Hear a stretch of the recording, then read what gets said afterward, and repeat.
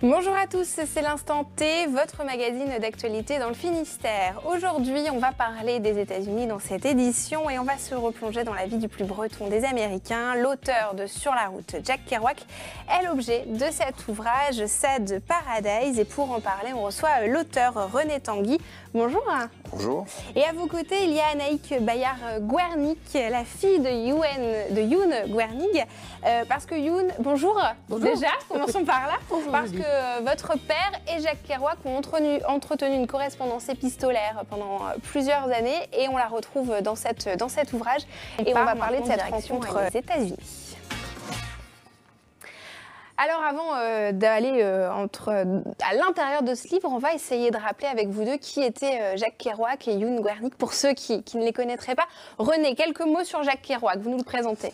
Jack Kerouac, c'est le chantre de la Beat Generation, qui est un mouvement littéraire qui est né dans les années 40, qui a été un grand mouvement qui a remis un peu en cause les pratiques de la littérature, qui a été aussi un grand mouvement culturel qui a un peu balayé l'Amérique et l'Europe, qui a généré le mouvement hippie, la contre-culture.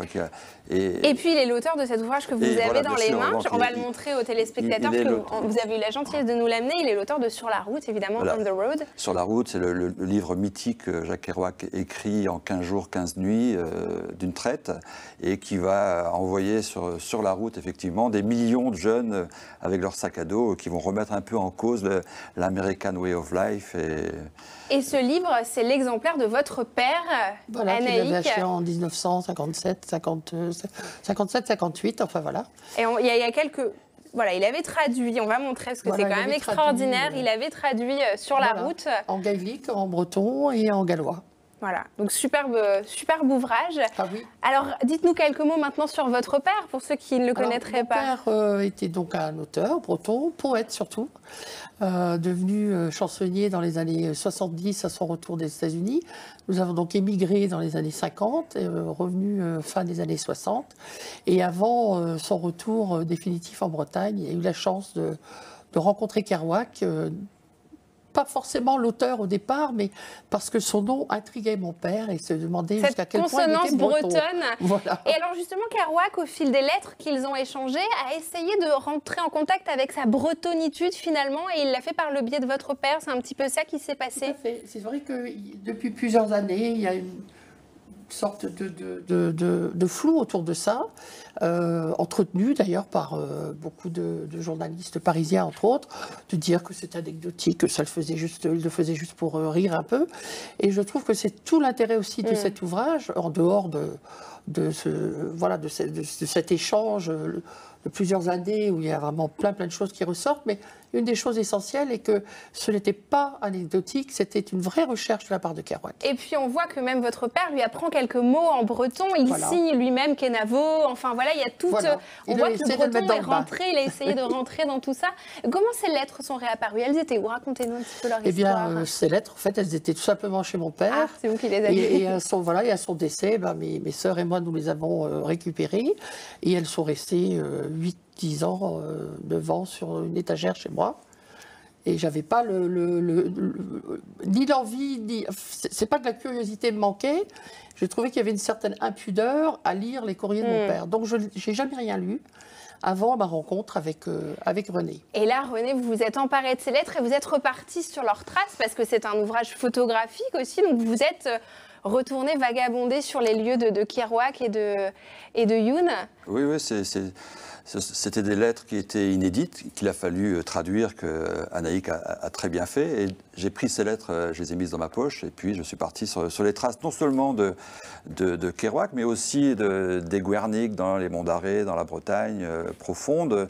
J'ai suivi l'immigration bretonne du XVIIIe siècle sur les rives du Saint-Laurent, en Gaspésie, au Québec. J'ai suivi la famille Kerouac, qui est partie travailler, qui a quitté le Québec pour aller travailler dans les usines textiles près près de Boston.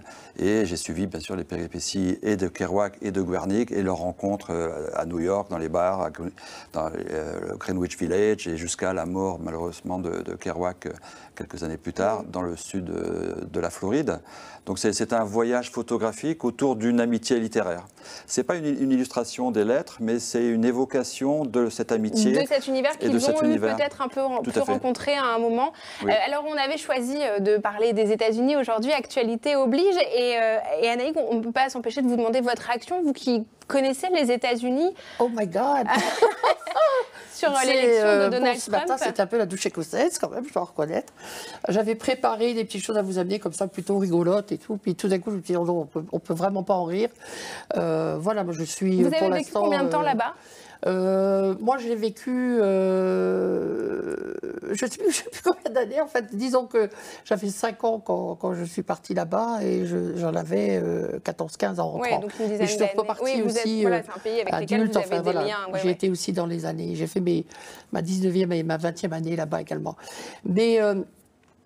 c'est vrai que du coup, j'ai choisi un petit peu des choses. Vous avez emmené quelques livres ? Voilà, quelques livres. Je suis allée tout simplement dans la bibliothèque de mon père. Je ne me suis pas cassé la tête. Et je me suis dit, bon, ça par contre, ça c'est moi. Mais bon, je me suis dit, pour commencer, j'ai choisi Jung. Parce que mon père lisait beaucoup de livres sur la psychologie, la philosophie, voilà. Et je trouvais que c'était intéressant. C'est Jung Il faut repasser par la culture, vous pensez ? Oui, puis par la psychologie un petit peu aussi quand même. Donc là, c'était l'homme moderne à la recherche de l'âme. Donc on va peut-être faire, je ne sais pas, on va un spécial aux États-Unis, ça leur ferait peut-être du bien. Peut-être, c'est eux qui m'ont choisi en tout cas. Le livre de chevet de mon père, alors là ça a été à partir du moment où il l'a acheté jusqu'à sa mort.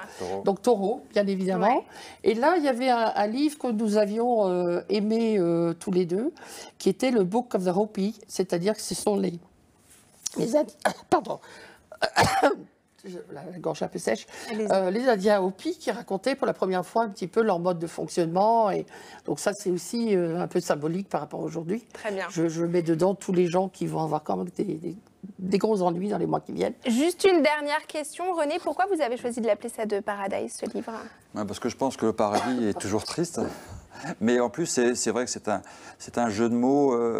Kerouac avait un rapport au paradis particulier. Il était catholique, très croyant, et il avait pris le nom de Sal Paradise pour son livre Sur la route.